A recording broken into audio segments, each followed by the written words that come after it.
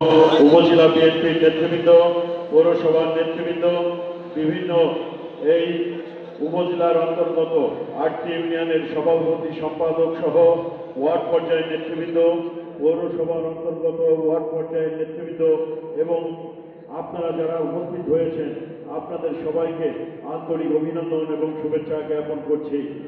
সম্মানিত উপস্থিতি, আজকে আমি মনে করি একটি ঐতিহাসিক প্রোগ্রাম আমরা হাতে নিয়েছি।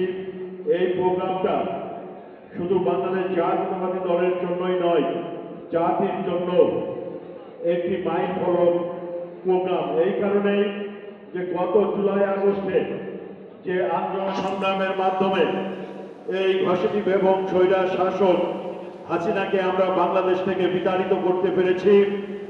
সেই বিতাড়িত করার পর বাংলাদেশে সেইভাবে উৎসব মুখর পরিবেশের মাধ্যমে আমরা সেইভাবে বড় প্রোগ্রাম কিন্তু করতে পারি নাই। তো আমি আপনাদেরকে আহ্বান জানাবো যে প্রতিশ্রুতি এখানে নেতৃবৃন্দর উপস্থিতিতে এখানে আপনারা দিয়েছেন, আমার বিশ্বাস আগামী 5 তারিখে যে প্রোগ্রাম হবে ওইটার কোনো বাস্তবতায় একটা ঐতিহাসিক প্রোগ্রাম আমরা করতে পারবো।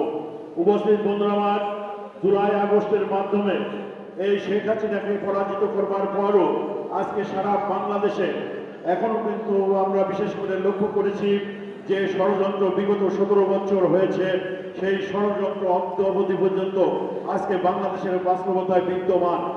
আমরা যেমনইভাবে বিগত 17 বছর বাংলাদেশের রাজপথে ছিলাম, আন্দোলন সংগ্রামে ছিলাম, সেই রাজপথে আন্দোলন সংগ্রামে আমরা অন্তবধি পর্যন্ত আছি।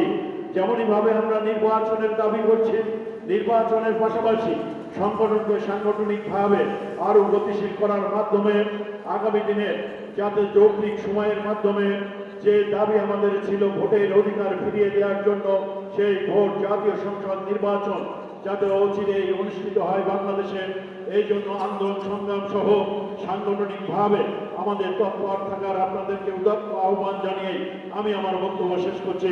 খুদা হাফেজ। বাংলাদেশ জিন্দাবাদ, জাতীয়তাবাদী দল জিন্দাবাদ। আপনাদের সবাইকে ধন্যবাদ। আসসালামু আলাইকুম।